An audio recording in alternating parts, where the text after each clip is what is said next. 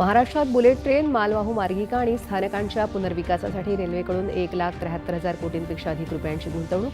Railway मंत्री अश्विनी वैष्णव. Gondia Ballarshah railway मार्गांचं दुपदरीकरण पूर्व विभागाचा विकास आणि शेजारच्या राज्यांशी व्यापार वाढवण्यासाठी महत्त्वाचं ठरेल. मुख्यमंत्री देवेंद्र फडणवीस यांनी व्यक्त केला विश्वास. मनोरंजन क्षेत्रात जागतिक स्तरावर वेव्ज ऑस्कर सारखाच बहुमान मिळवेल. वेव्ज परिषदेच्या आढावा बैठकीनंतर अश्विनी वैष्णव यांनी व्यक्त केला विश्वास.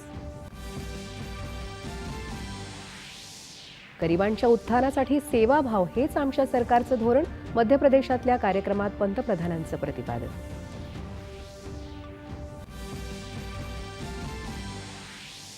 सव्वीस-11 दहशतवादी हल्ल्याच्या कटाचा मुख्य सूत्रधार तहव्वूर राणाची 18 दिवसांच्या एनआयए कोठडीत रवानगी. एनआयएला तपासात पूर्ण सहकार्य करण्याची मुख्यमंत्र्यांची ग्वाही. तहव्वूर राणाचं प्रत्यर्पण केल्यानंतर भारताच्या सहकार्यानं जागतिक दहशतवादाचा बिमोड करण्याची वचनबद्धता अमेरिकेकडून पुन्हा एकदा अधोरेखित.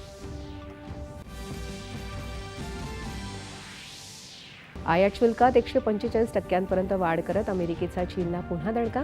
9 जुलैपर्यंत नियोजित करार न करणाऱ्या देशांवर अमेरिका पुन्हा आयात शुल्क लावणार.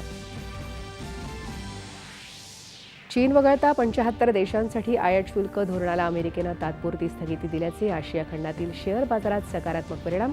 भारतीय शेअर बाजारातही तेजी. एसटी कर्मचाऱ्यांचं प्रलंबित 44% वेतन येत्या मंगळवारपर्यंत देणार. कर्मचाऱ्यांचं वेतन दर महिन्याच्या 7 तारखेला दिलं जाईल. परिवहन मंत्री प्रताप सरनाईक यांची घोषणा. आणि स्त्री शिक्षणाची मुहूर्तमेढ रोवणारे थोर समाजसुधारक क्रांतीसूर्य महात्मा ज्योतिबा फुले यांच्या जयंतीनिमित्त देशभरातून अभिवादन. ठिकठिकाणी अभिवादनपर कार्यक्रमांचं आयोजन. नमस्कार. 7